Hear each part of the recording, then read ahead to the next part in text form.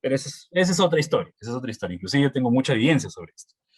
Pero bueno, entonces, y había meses en esto, pues, ¿no? En Quito, porque no sabían la verdad qué estaba pasando. Hasta que vino creo que fue una ecóloga o bióloga, alguien de de repente, no, de la rama que nosotros trabajamos, creo que de la Universidad de Ohio, si mi memoria no me falla, y vino, ¿no? Y empezó a decir, ah, nosotros hemos visto, ustedes saben que también estos procesos de eutrofización están en todo el mundo y Estados Unidos también ha sufrido mucho esto, ¿no? Y ha estudiado, pues, embalses en todo lado para poder entender las causas sobre esto. Y ella no dijo que era cambio climático, ¿no? Vino, estudió todo, empezó a ver los ecosistemas alrededor, áreas de aporte al embalse, las cuencas contiguas, los embalses, todo. Ah, ok. ¿Cuál es la causa de esto? No, no es cambio climático. Entonces, no, doctora, ¿qué ha pasado? ¿A qué se refiere? ¿Cuál es la causa de esto? Bueno, aquí en este embalse antes había un bofedal, pero estábamos hablando de decenas de años atrás. En este bofedal, antes, era una zona de migración de una ave que viene de una cuenca no tan cercana a donde se encuentra el embalse. Y esta ave sigue en estos procesos de migración. Y entonces dice que esta ave, no recuerdo ahorita, disculpen la especie, mis amigos ornitólogos me matan si no la recuerdo, la tenía muy en la memoria. Eh, entonces dice que esta ave sigue, continúa con estas pausas, ¿no? Con estas stops en estos procesos de migración y llega al embalse y que en las patas carga cierta materia orgánica y que estamos hablando de, pues, de migración masiva de aves y que al posarse en este cuerpo de agua, pues estas aves han depositado ya no poca, sino mucha materia orgánica en este embalse, y esto asociado a la luz, ¿no? A la intensidad, pues ha generado procesos de eutrofización nunca antes vistos en Quito. Inclusive ya pensaban que era pues una cosa extraordinaria, ¿no? Hasta media política, ¿no? Había de todo, ¿no? Había leyendas urbanas de todo. Pero miren, ¿no? O sea, aquí por eso hablo de sistemas abiertos con enlaces importantes a sistemas vecinos, ¿no? Eh, ¿Cómo vinieron muchos especialistas de muchas materias muy buenos, pero no llegaron a la causa, porque la causa principal, cuando a veces no se identifica que es por alguna actividad antrópica previa, se dice cambio climático muy fácilmente. Eso es una opinión personal. Pero vino esta doctora y entendió esto, ¿no? Y bueno, lo entendió, entendieron, pues nadie sabía primero que este embalse había sido construido sobre un bofedal, eso quiere decir que hay rasgos, ¿no? Residuos de materia orgánica, y esto también propicia para un algal bloom. Esto pasó mucho por ejemplo, en Tinajones, ha pasado en las empresas en los embalses del Cachigui regulado, ha pasado en Yuragmayo, ha pasado en San Lorenzo, ha pasado en Povechos, ha pasado en Tambo Moqueo, en Pasto Grande, no lo digo yo, lo dice los estudios de la Autoridad Nacional del Agua, y los que trabajan en calidad de agua seguramente me pueden entender, los que trabajan en temas de algas me entienden también. Eh, y en un embalse altandino, y esto era algo, inclusive creo que salió un paper, pero alarmando a la comunidad científica, ¿no? Que en un embalse altandino pasan estas cosas, antes que nunca habían pasado. Y cuando hicimos el registro en Perú, pues encontramos estas cosas sumamente interesantes. Lástima que no salió en una publicación, pero sí pusimos ciertas alarmas, ¿no? Sobre esto. Y es más, deberíamos generar mayor evidencia. Pero sustenta lo que digo, ¿no? Son sistemas abiertos con enlaces importantes a sistemas vecinos. Eso es lo interesantísimo de trabajar con ecosistemas, ¿no? Cómo a partir de ahí, de esas dinámicas, podemos inclusive solucionar problemas cotidianos. Um, ok, importante recordar altamente dinámicos, ¿no? Altamente dinámicos, ¿ok? Entonces, cuando ustedes entren, por ejemplo, el módulo de implementación, no propongan cosas, pues, que sin pensar en escenario futuro, ¿no? Entonces, los sistemas naturales los ecosistemas son dinámicos, ¿no? ¿Cuántas veces uno encuentra puentes en donde no hay agua, ¿no? Por ejemplo, pero donde hubo agua en algún momento y porque nunca se dieron cuenta de que no hubo agua porque el bosque fue destruido. Cito tal cual, Cajamarca, Cajaén, por ejemplo. Bueno, y así hay varias cosas, ¿no? Entonces, altamente dinámico, ¿no? Todos los atributos de los sistemas naturales varían en el espacio y tiempo, es lo que les mencionaba anteriormente, escala espacial y temporal, dentro de una ventana natural de variabilidad. Hay una ventana natural de variabilidad, ¿no? Variabilidad climática, cambio climático, cosas distintas. que muchas veces nuestros tomadores de decisiones, incluyendo de alta dirección, confunden variabilidad climática y cambio climático. Ejemplo, el niño costero, por ejemplo. Ese es otro tema. Ok, entonces, sistemas abiertos, difíciles, ¿no?, de delimitar y con un alto dinamismo, ¿no? Esas son unas características muy importantes de nuestros ecosistemas para, justamente, creo yo, importantes para poder diseñar un MRC. Ok, diversidad de ecosistemas. Una, páramo, bosques, ¿no?, distintos tipos de bosques, variedad de bosques por todo lado. Entonces tenemos un gran reto, ¿no? Un gran reto a la hora que diseñemos e implementemos algún tipo de actividad de conservación, restauración o uso sostenible del ecosistema. Sobre todo, recuerden lo que les dije, que el MRC y el PCA buscan un cambio conductual en algún agente económico. Ojo que los ecosistemas ya dejaron de ser pristinos en muchas partes del Perú, y muchos de los MRCE lo tenemos que hacer. El MRC, si busca un cambio conductual, el medio es trabajar en la naturaleza, pero el fin es el cambio conductual en algún agente económico. Tenemos que trabajar con nuestras comunidades, básicamente es eso lo que quiero decirles. ¿Ok? Entonces, ecosistemas y comunidades bastante asociados. ¿Ok? Muy bien. Solo es un repaso, esto ustedes lo saben, no existe solo un tipo de ecosistema, existe una infinidad de ecosistemas, de puna, páramo, bosques, en costa, sierra y selva. Todos son capitales naturales proveedores de bienes y servicios. Me puedo animar a arriesgar a decir que, y esto de repente recae pensándolo bien ahora en voz alta, en que nos falta todavía generar evidencia en selva, pero lo curioso es que los MRCE en el Perú, como se los mencionaba, nacen en selva alta. Sin embargo, la replicabilidad y la escalabilidad se ha dado más en ecosistemas altoandinos, de puna sobre todo. Páramo hay un par, pero sobre todo en puna. No sé si esto es un tema, yo creo que está asociado a la generación de información, pero también a temas de acercamiento con los contribuyentes.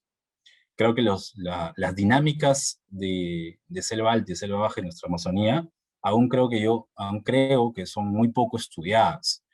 Pero en buena hora que el Perú, hasta donde tengo entendido, en toda la selva ya tiene MRC, por lo menos en saneamiento, diseñado, perdón, y en camino a implementarse.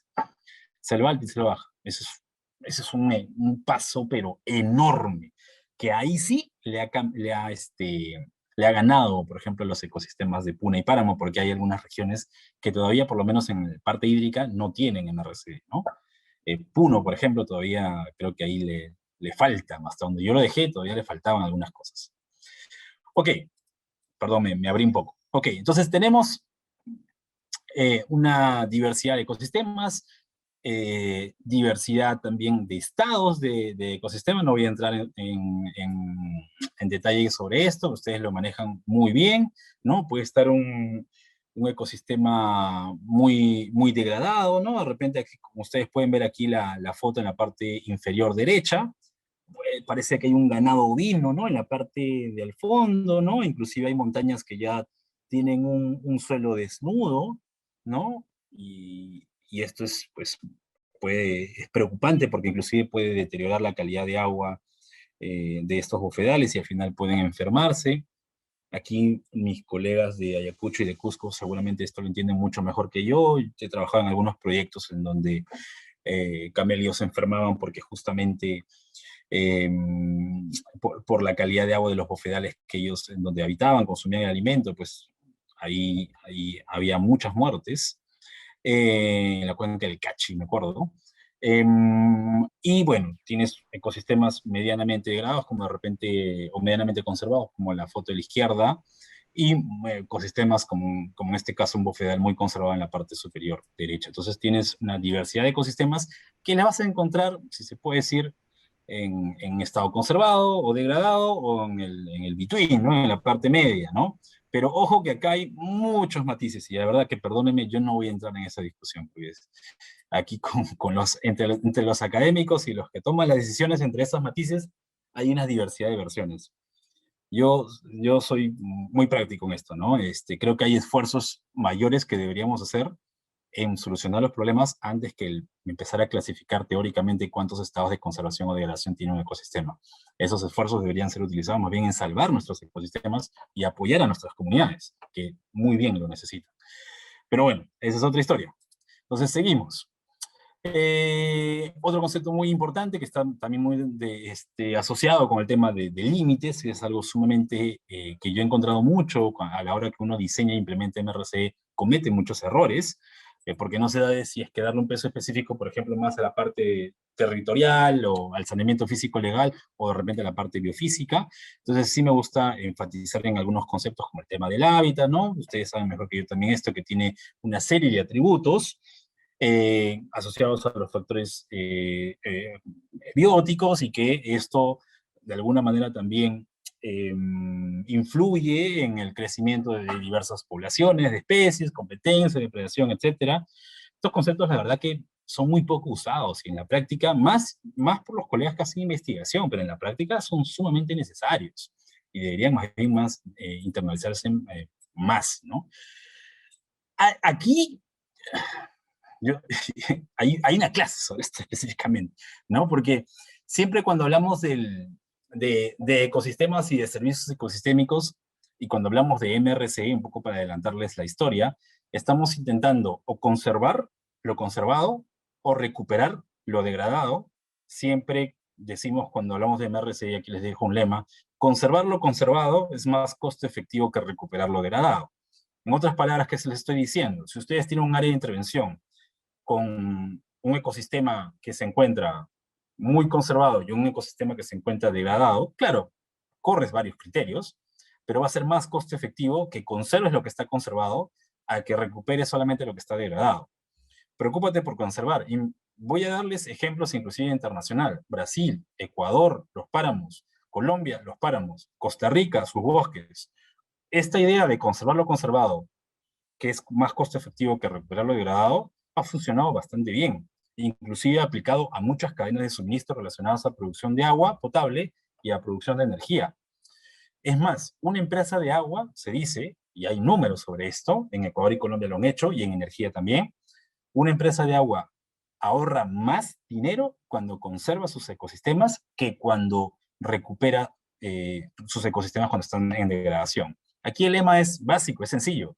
No esperes a que tus ecosistemas se degraden, no esperes a que tu capital natural se degrade para intervenirlo. Cuando tienes que intervenirlo es cuando tienes el bosque en pie. Ahí es donde tienes que intervenir. No, no es simplemente decir, bueno, el bosque en pie acá no, nada, y me voy solamente a la zona minera o a la zona deforestada. En realidad no, no es tanto así. Pero eso lo van a discutir seguramente con mayor detalle en la modalidad de implementación. Pero bueno, ¿por qué toco este tema? Porque cuando hablamos de MRC y en el diseño y la implementación a la hora de definir áreas de intervención, siempre este tema de qué es saludable, qué no, es sumamente importante, porque ahí al final nosotros tenemos que, con este tipo de esquemas, si bien es cierto, buscamos un cambio conductual, el medio de verificación in situ, la parte biofísica, es justamente algunas características de cómo el ecosistema se va recuperando o cómo el ecosistema se va conservando o recuperando, ¿cierto? Cualquiera de las dos opciones. O uso sostenible, aunque hay creo que dos casos, al mucho, y un par en Cusco. Entonces, sí entender este concepto es sumamente importante. Pero, ¿cuál es el límite de ser saludable o no? Yo he revisado, de verdad, que muchos artículos sobre esto y hay muchas discusiones sobre esto. Y ustedes esto lo saben mucho mejor que yo que trabajan en este sector, ¿no? Entonces, básicamente tenemos dos opciones, ¿no? Los ecosistemas se encuentran o pristinos, ¿no? No perturbados, en un extremo muy positivo y muy idóneo, hasta diría romántico, y por el otro lado, un ecosistema con mucha perturbación, prácticamente ya no hay nada de vida, ¿no?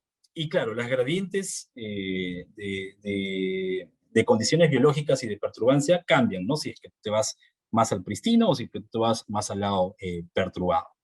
Ok, entonces, estoy hablando de la gráfica izquierda de la parte inferior baja, ¿ok? No estoy hablando de ese rango, ese intervalo. Ok, entonces sigo hacia el siguiente gráfico y veo, bueno, entonces dentro de este rango, profesor, pues entonces dígame cuál es el límite, ¿no? ¿Hasta cuándo se puede considerar saludable y hasta cuándo no se puede considerar, no, se considera no saludable? Porque ¿Por qué es importante esta pregunta? ¿No? Y siempre le digo a mis alumnos de cambio climático, esta pregunta en algún momento hay que responderla, en algún momento, por lo menos por tipo de ecosistema, no lo sé. Algo se ha hecho en bofedales y en pastos, algo se ha hecho.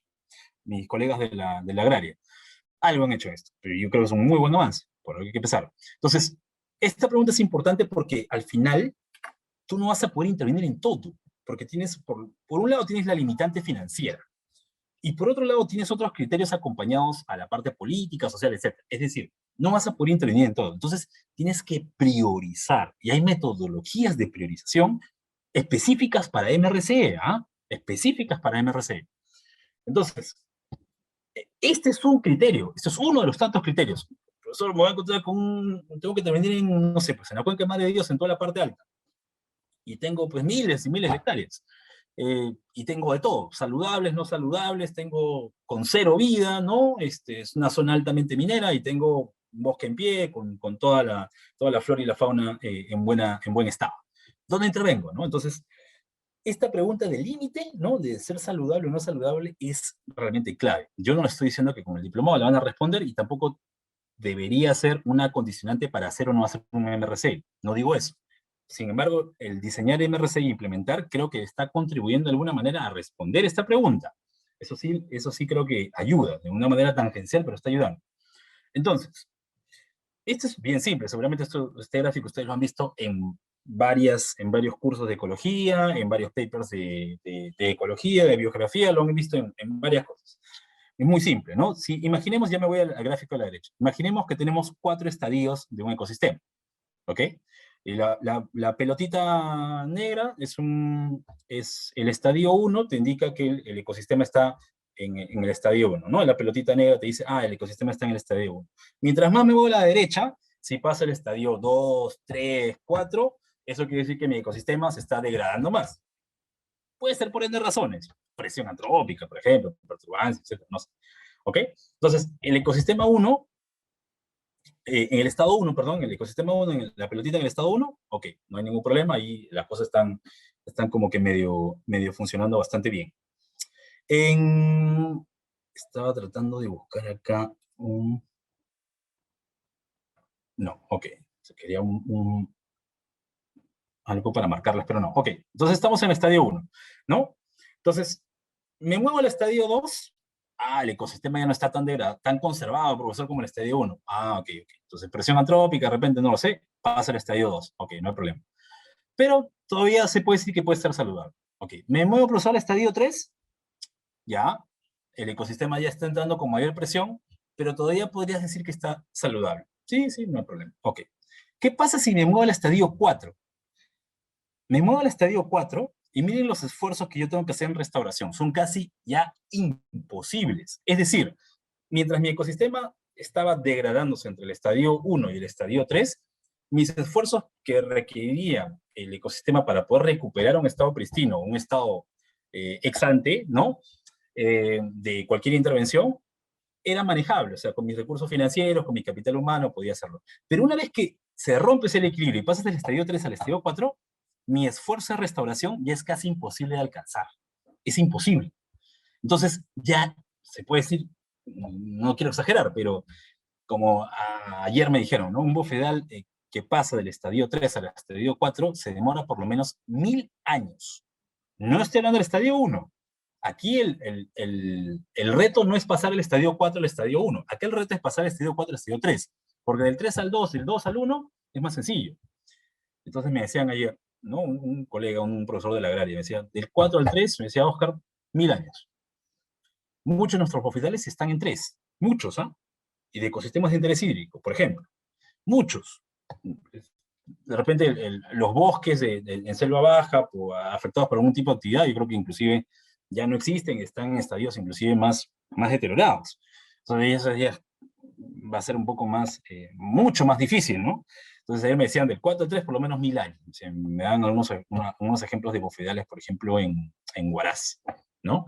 Y que han pasado, dice, 30 o 40 años de monitoreo y el bofedal, justamente ayer me pasaron un paper sumamente interesante esto, el bofedal se ha recuperado cuantitativamente 3 milímetros.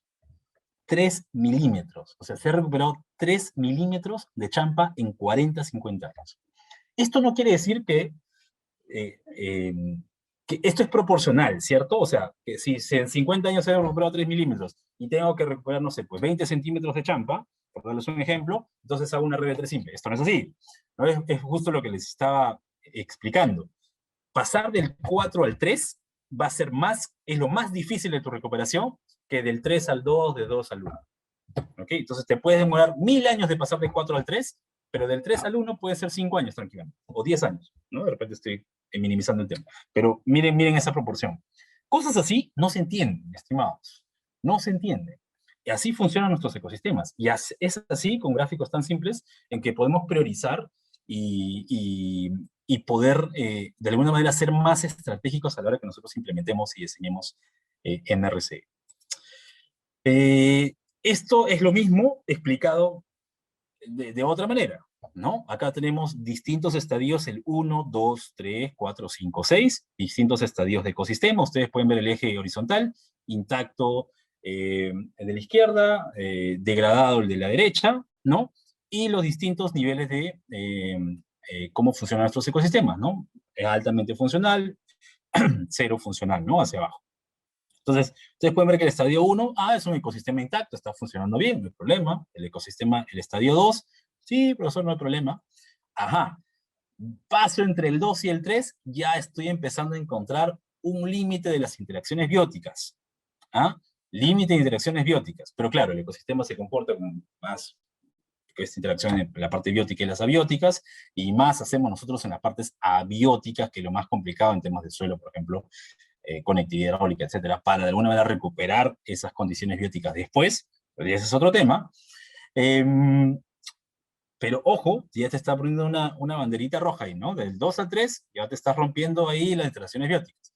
Pasas del 3 al 4 y tu límite ya, ¿qué te dice? Que se ha roto la parte abiótica. Y cuando se rompe eso, estimados participantes, es sumamente complicado, y eso es lo que hablábamos hasta ayer con un doctor. 1000 años para recuperar un bofedal. 1000 años. 1000 años, y por eso se demora hasta 3 milímetros, creo que 30 o 40 años de recuperación de un ecosistema altamente frágil, ¿no? Ese es también otro tema. Entonces, esto desde la parte técnica te da un sustento extraordinario para poder darle más fuerza a poder diseñar e implementar MRCE que valoren, recuperen y conserven el capital natural. Ojo, que aquí estoy hablando solo del enfoque verde. Sigan la cadena de resultados, causalidad-efecto de esta dinámica. Imaginémonos que estamos hablando de un ecosistema de interés hídrico, no sé, de Seda Ayacucho o de Seda Cusco. Mientras el ecosistema está en el 1 y el 2 y el 3, la ciudad de Cusco, Huamanga, va a seguir teniendo agua. Vas a romper la parte biótica, ¿sí? De repente ya no va a haber turismo, ¿no? Avistamiento de aves, ya no va a haber de repente, no sé, ni aves, pero de repente avistamiento de alguna fauna. Entonces, ya estás ahí generando algún tipo de decremento, ¿cierto? De beneficios negativos en la provisión de bienes y servicios de este ecosistema, cuando pases del 2 al 3. Pero vas a seguir teniendo agua, no te preocupes, tranquilamente. Cuando pases del 3 al 4, ¡ay, preocúpate! Porque ni la planta de tratamiento de agua potable más cara del mundo te va a dar agua. Y ahí vas a ir corriendo, como hicieron, por ejemplo, algunos países, vas a ir corriendo al mar para poder generar plantas desaladoras, que ya ahora son prohibidas en muchos países por la cantidad de y el impacto ambiental que generan en ecosistemas marinos. Y esa es otra historia, de cómo, por ejemplo, el no diseñar MRCE, por eso hablaba de eficiencia, ser eficientes. Veamos un segundo, por favor. Un segundo nada más, por favor, un ratito.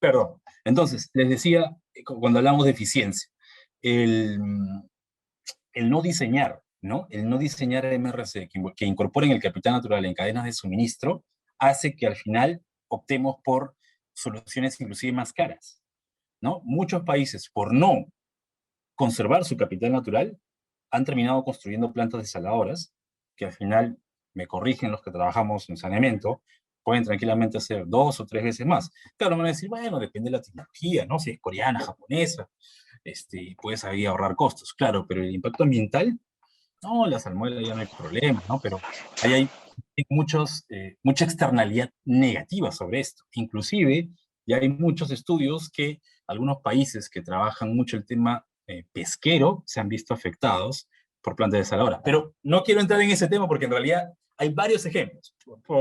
Se acaba tu fuente de agua superficial, ¿qué es lo que haces? Te vas a los pozos, ¿no? Más pozos, más pozos, más pozos, más pozos, más energía, más costo de producción, mayor tarifa, posibilidades que se generen conflictos, posibilidades de que se rompa la sostenibilidad. Todo por no ver esa cadena de causalidad y efecto que el intervenir o no intervenir y el no permitir que pase tu ecosistema de un estado 3 a un estado 4 te ocasiona. ¿Ok? Ok, ahí hay varios ejemplos y perdónenme que tengo que ir corriendo ya porque hay varios temas que me gustaría también tocar con ustedes. Bueno, ese es un poco el enfoque de servicios ecosistémicos y la importancia, creo yo, del tema de ser saludable o no, de encontrar saludable o no un ecosistema, para que le pongan mucho más corazón al tema de la implementación y el diseño, implementación y monitoreo de MRC. El tema de la biodiversidad, evidentemente, es un apellido que va de la mano con el tema de los ecosistemas. No voy a entrar sobre esto.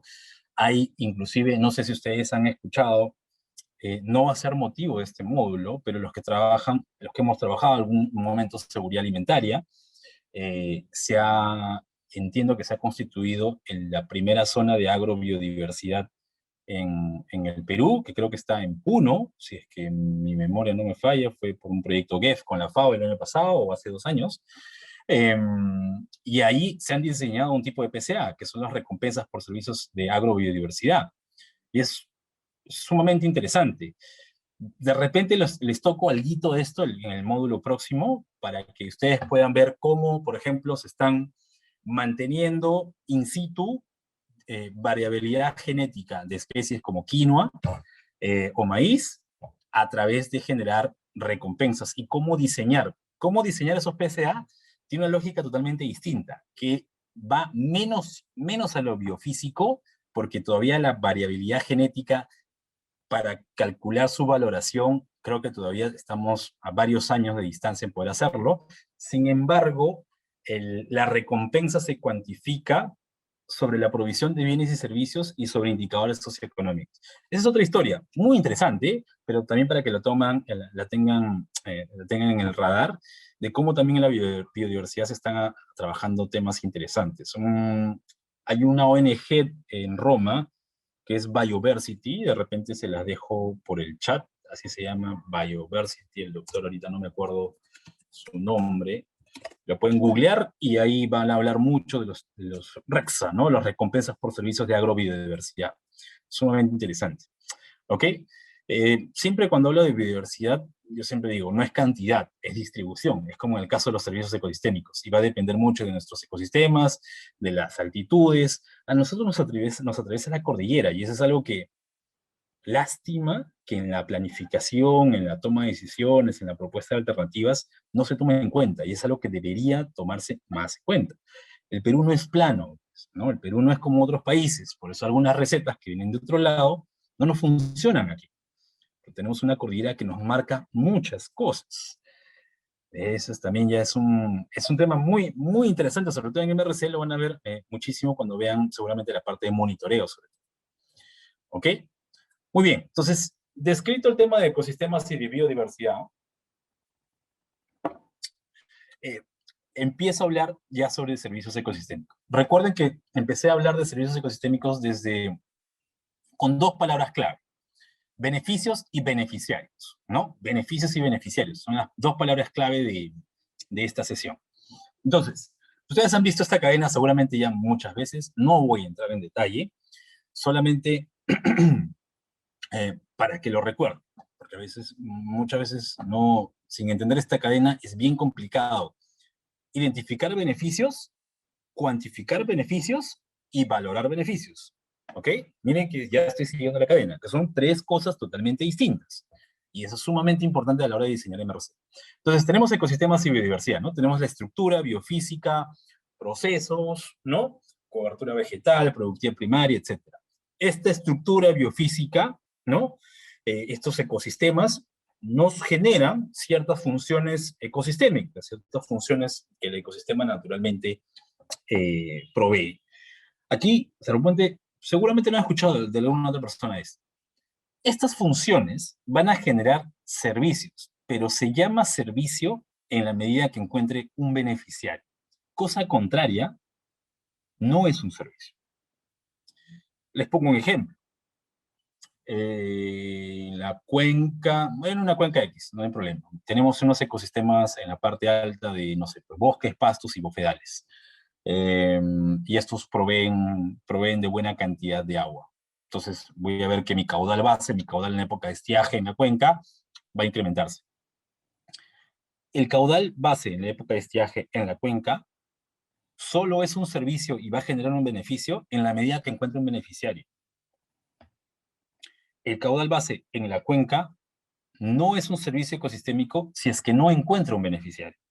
Entonces yo insisto muchísimo con mis alumnos del MEF, por ejemplo, cuando los he tenido la oportunidad de compartir con ellos algunas cosas de inversión pública en PIB verdes. Eso es importantísimo. El caudal base en época de estiaje o la buena calidad de agua que te puede dar un bosque en Uncayali y en Loreto, por ejemplo en el Nanay, está bien. O sea, ahí hay una función ecológica, perfecto. Estás recuperando cierto flujo con buena calidad, perfecto. Pero se llama servicio ecosistémico cuando generas un beneficio a un beneficiario. Por eso es que aquí viene la cadena. La función se conjetura como un servicio en la medida que genera un beneficio y este beneficio tiene un beneficiario que le da un valor económico. Y ese valor económico se utilizan muchas metodologías para poder hacer ese tipo de valoración, como por ejemplo la famosa DAP, ¿no? Disponibilidad a pagar, valoración contingente, transferencia de beneficios y otras metodologías que seguramente eso lo van a ver con Williams Antonio en uno de los módulos últimos. Entonces, lo que les digo es importante. Les cuento una anécdota en 30 segundos. ¿Ya? En 30 segundos. Hace, creo yo, 6, 7 años, todavía cuando existía el Sistema Nacional de Inversión Pública, hoy InvierteP, nos encargaron formular un proyecto de inversión pública, el primero, era el pionero en el Perú, para poder recuperar una especie de ave, el cóndor andino, recuperar y evitar su extinción, de alguna manera, ¿ok? Y muy focalizada a Arequipa, muy focalizada al Colca. Ok, entonces, pero el título iba por ahí, recuperación del servicio ecosistémico, la verdad que ahorita no me acuerdo qué servicio ecosistémico le dieron, creo que fue de belleza paisajística, algo así, eh, para evitar su extinción, ¿no? Para mantener cierta población en esta zona, porque había ciertos impactos, ¿no? Por el turismo, etcétera, y ustedes lo conocen también, tan bien como yo. Entonces, una de las preguntas, yo me acuerdo del director de la DGIP en ese momento, fue, bueno, pero ¿cuál es el servicio ecosistémico aquí, pues, en el Cóndor? Eh, bueno, el servicio ecosistémico, me jugó, me acuerdo claramente, me jugó una broma. Habría que preguntarle al Cóndor, ¿no? Me dice, ¿cuál es el servicio? Porque estamos utilizando gasto público para recuperar un servicio, ahora cierre de brechas con ese enfoque, ¿no? En ese momento todavía inclusive la teníamos más complicada porque era mejorar la provisión de los servicios de la unidad productora, ¿no? Tenía toda esa estructura, el famoso SNIP. Entonces, ¿cómo recuperar o evitar de alguna manera la extensión del cóndor andino, el cóndor peruano, a partir del enfoque de servicios ecosistémicos? Y claro, ¿cuál es, inclusive cuando esto tomó cierto tiempo, ¿no? Porque pasó de SNIP del 2015, y ya me parece que la 1252 sale en diciembre de 2016, con el tema del invierte. Y, y como nos demoramos ya mucho, ¿no? Entonces ya pasamos a invierte. Y ahí la pregunta del mes fue otra. ¿no? Porque ustedes saben que ahora se invierte, inversión pública está apuntada al cierre de brechas y cada sector ha mapeado su cierre de brechas con su OPMI y con todo la estructura, la arquitectura de la inversión pública. Entonces, ahora la pregunta ya no era esa. La pregunta es, ¿qué brecha vas a cerrar con el cóndor? Evitando que el cóndor desaparezca. Y claro, nuevamente salió la broma, pero ¿el cóndor qué brecha tiene? ¿Se siente solo? O sea, transmito lo que escuché, ¿no? Una pena, ¿no? Que lo tomen así, pero ya lo cuento como una anécdota, ¿no? Se siente solo, quiere estar con otro, pero ¿qué gana estando con otro? Entonces, ahí viene, creo que es un muy buen ejemplo de cómo el enfoque de servicio ecosistémico se da en la medida que cierta función, cuando la estructura del ecosistema está bien, ¿no? Funciona bien, te genera un servicio que decante un beneficio a un beneficiario y que este beneficiario le da un valor. Estoy siguiendo la cadena.